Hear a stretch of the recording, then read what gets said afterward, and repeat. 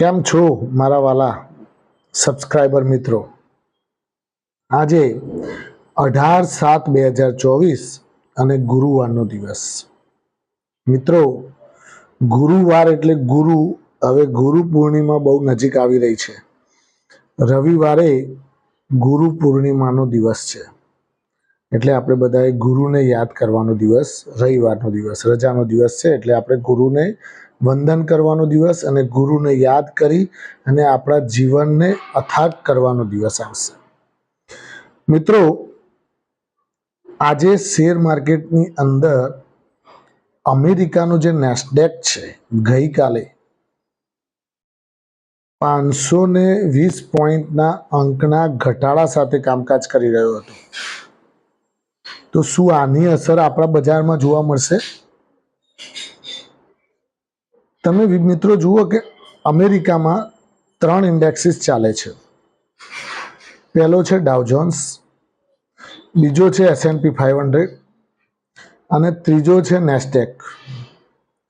આ ડાઉ જોન્સ હતો એ 243 અંક પોઝિટિવિટી સાથે બંધ હતો અને નેસ્ડેક છે 520 પોઈન્ટના ઘટાડા સાથે બંધ હતો.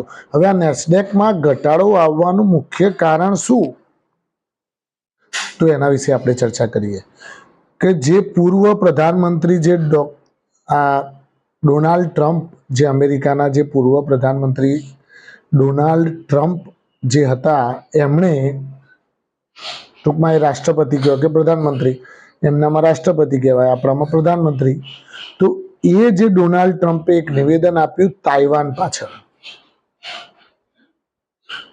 ડોનાલ્ડ ટ્રમ્પે એક નિવેદન તાઇવાન પાછળ આપ્યું, તાઇવાનને લગતું એક નિવેદન એવું જબરદસ્ત આપ્યું, બોગસ નિવેદન, કે જેના કારણે સમગ્ર નેસ્ડેકમાં ગિરાવટ આવી ગઈ. અમેરિકાની જેટલી આઈટી કંપનીઓ છે એ તાઇવાન ઉપર નિર્ભર છે, તાઇવાનમાંથી ધંધો કરે છે. આ તમને ના ખબર હોય તો જણાવી દઉં મિત્રો. અમેરિકાની જેટલી આઈટી કંપનીઓ છે મોટી મોટી, એ તાઇવાનમાંથી ધંધો લાવે છે. એટલે હવે તમને તમારો જે રાષ્ટ્રપતિ હોય એ તાઇવાન વિશે જો કંઈક એના ખરાબ નિવેદન આપે તો સ્વાભાવિક છે કે જે તે કંપનીઓ ઉપર તમને અસર થવાની જ છે. પરંતુ આપણી ઇન્ડિયાની આઈટી કંપનીઓ તાઇવાન ઉપર નિર્ભર નથી મિત્રો. એટલે ડોનાલ્ડ ટ્રમ્પનું નિવેદન તાઇવાન ઉપર હતું, એના કારણે જે નેસ્ડેકમાં જે આઈટી કંપનીઓની અસર જોવા મળી, એ અસર ઇન્ડિયામાં નહીવત જોવા મળે તો નવાઈ ન પામતા. કેમ કે આપણને એ તાઇવાન જોડે કોઈ ધંધો આપણે એવો કોઈ કરતા નથી અને તાઇવાન ઉપર આપણે નિર્ભર પણ નથી. આપણું અમેરિકા જોડે આપણી કનેક્શન છે. એટલે કદાચ અમેરિકામાં નેસ્ડેક તૂટ્યો છે તો કદાચ માઇનોર કરેક્શન આપણા આઈટી શેર્સમાં જોવા મળે, પણ ગભરાવાની જરૂર નથી. કારણ કે નેસ્ડેક અને આપણી આઈટી કંપનીઓ એકબીજા જોડે કનેક્ટેડ છે. કારણ કે નેસ્ડેકમાં બધી જ મોસ્ટલી આઈટી કંપનીઓ વેટેજમાં ધરાવી રહી છે અને આપણી આઈટી કંપનીઓ જ્યારે નેસ્ડેક દોડે ત્યારે આપણી આઈટી કંપનીઓ પણ દોડતી હોય છે. તો કદાચ આજે આપણી આઈટી કંપનીઓમાં ઉથલપાથલ જોવા મળી શકે છે. મિત્રો, બીજી વસ્તુ ખાસ કહેવાની કે આજે એશિયન પેન્ટનું ગઈકાલે જે રિઝલ્ટ આવ્યું એમાં લગભગ એમના પ્રોફિટમાં 29% જેટલો ઘટાડો જોવા મળ્યો. તો આજે કદાચ એ શેરમાં નરમાઈ જોવા મળશે. બીજું કે L&T ફાઇનાન્સ, એનું Q1 પરફોર્મન્સ ખૂબ સારું છે. પ્રોફિટ 29% વધીને 685 કરોડ આવે એવી ધારણા છે. એટલે Q1 પરફોર્મન્સ ખૂબ સારું છે. બીજું કે રત્નવીર પ્રિસિઝન એન્જિનિયરિંગ, જે આપણે વાત કરતા હતા, વારે ઘડીએ આપણે એ કંપની વિશે, આપણે સ્મોલ કેપ કંપની છે પણ બહુ સારી કંપની છે, અત્યારે ગ્રોથ કરી રહી છે. રત્નવીર પ્રિસિઝન એન્જિનિયરિંગ, એ કંપનીનું Q1 પરફોર્મન્સ પણ સારું રહ્યું. તો મિત્રો, નેસ્ડેક પાછળ આજે બજારની અંદર જોવાનું રહ્યું. આજે નિકી, જાપાનનો નિકી પણ 800 અંકના ગિરાવટ સાથે કામકાજ કરી રહ્યો છે.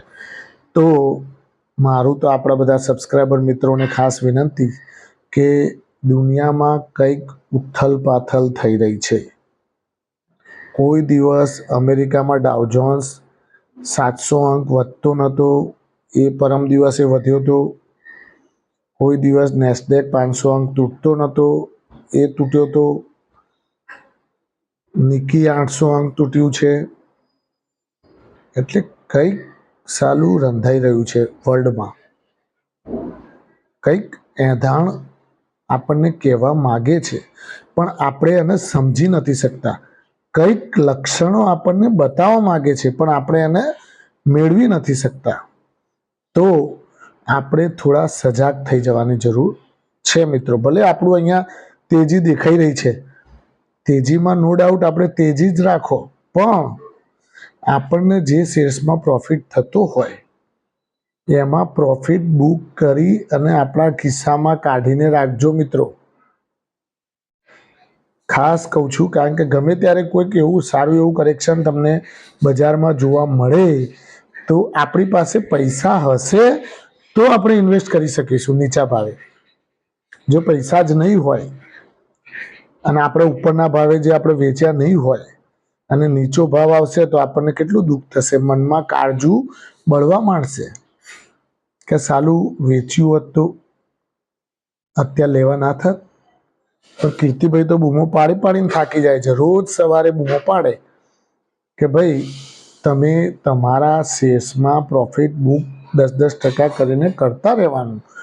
એમાં કોઈ બાજુવાળાને પૂછવા જવાનું નહીં કે રણછોડભાઈ હું મારા શેર્સમાં પ્રોફિટ થાય છે ત્યાં કરું. આવું ક્યાં પૂછવા જવાની જરૂર છે? આપણને પ્રોફિટ થતો હોય તો આપણે આપણા ગીઝામાં લેતા રહેવા.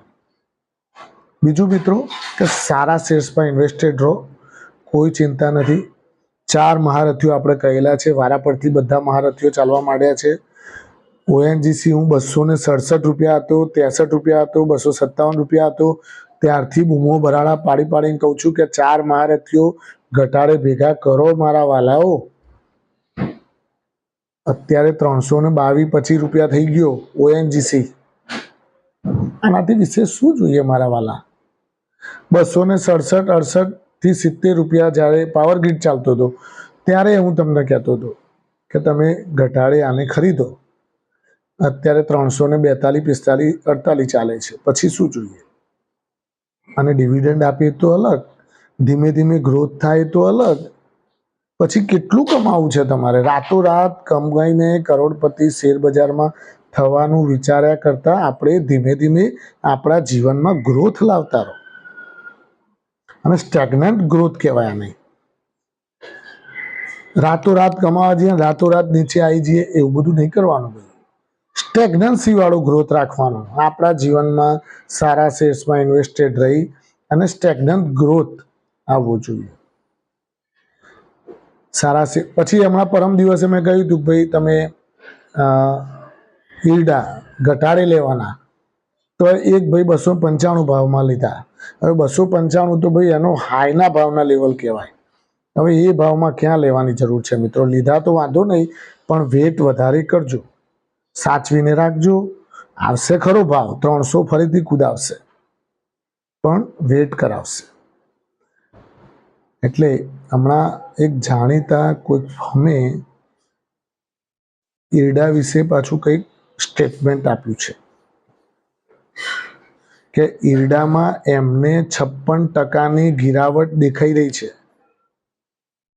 કંઈક ફિલિપ કરીને કોઈ ફર્મ છે, એણે આ સ્ટેટમેન્ટ આપેલું છે કે ભાઈ ઈરડામાં હજુ 56% એમને ગિરાવટ જોવા મળી રહી છે. કોઈ ચિંતા નહીં કરવાની. આવા બધા સ્ટેટમેન્ટો તો આયા કરે. આપણે આપણા ગ્રોથ બેઝ 30%નો પ્રોફિટ કર્યો છે. કંપની સારામાં સારી છે. રિન્યુએબલ એનર્જી ઉપર અત્યારે હાલ ગવર્મેન્ટનું ફૂલ ફોકસ છે અને બજેટ નજીક આવી રહ્યું છે. ફક્ત 3 ટ્રેડિંગ સેશન બાકી છે બજેટના.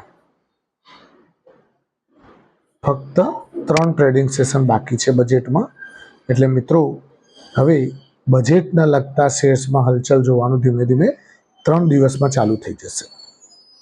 તો અમેરિકાના નેસ્ડેક પાછળ આજે બજાર કેવું રહે છે, આઈટી શેરો કેવી મુવમેન્ટ બતાવી રહ્યા છે, એ આજે આપણે બધા ભેગા થઈને જોઈશું અને એના વિશે આપણે સાંજે ચર્ચા પણ કરીશું.